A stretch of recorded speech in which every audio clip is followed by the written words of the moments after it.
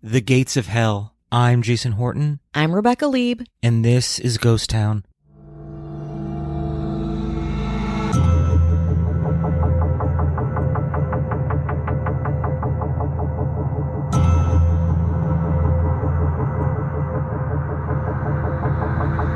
Listeners, I just visited France and have done a lot of weird history deep dives there, which is why, after the Paris morgue, we're back in France for another tale that I learned from a Parisian believer, one I doubt you'll hear many other places. At least, I hope so.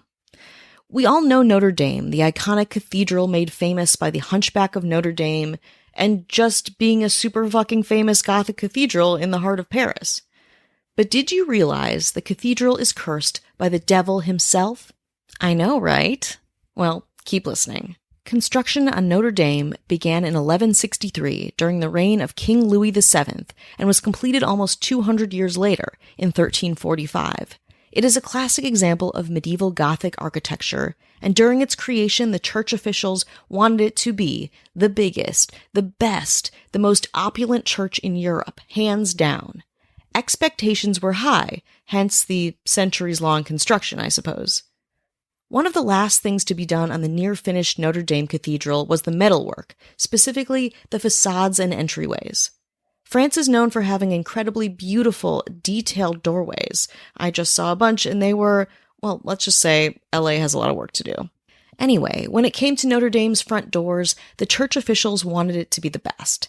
They hired an up-and-coming metalsmith named Biscornet to do it for them. He was young, hot, sure of himself, very chic for the metallurgist of the time, or any time, I'm sure, and he was ready to make some banger doorways to rival the beauty of the church's interior.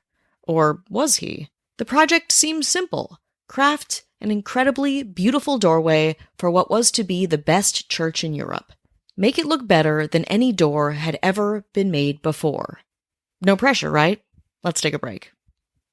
As you might imagine, it was immediately a lot of pressure. Biscornet stressed himself out with this doorway, working day and night trying to make incredible, mind-blowing church doors. His ideas kept getting rejected and were not grand enough. He needed help, but he didn't trust other metalworkers to collaborate. After all, he thought he was the best. Obsessing and obsessing, Biscornet stopped eating, sleeping, and he just prayed and prayed for creative inspiration.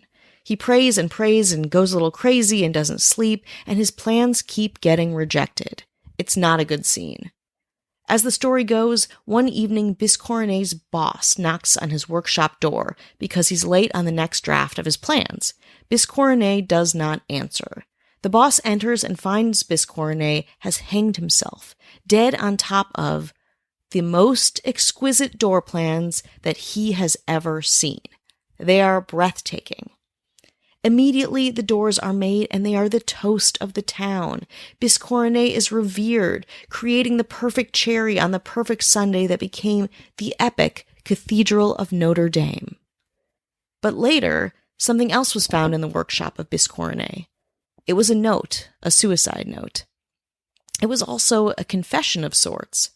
Biscornet explains that he had made a deal with the devil to help him craft the most beautiful doors that ever were. In his desperate state, Biscornet called on the devil to work with him, and the door plans were made. But Biscornet eventually realizes that he is doomed. The doors to the greatest church on earth can't be co-created by the devil, and in his note he says he must destroy himself to release the devil from the church. Oddly enough, when the truly fantastic doors are created and installed, they won't open.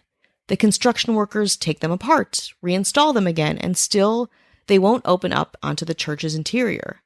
As one story goes, after the note is found and the doors are blessed with holy water, again, purged of the devil, they eventually open.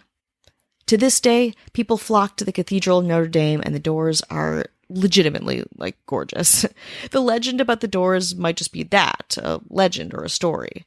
Still, you don't have to look that closely at the vines on the doors to see 2 layers of the mirror image of the number 666 wrapped around the top row of metalwork. Truly, when it comes to the gates of Notre Dame, the devil's in the details.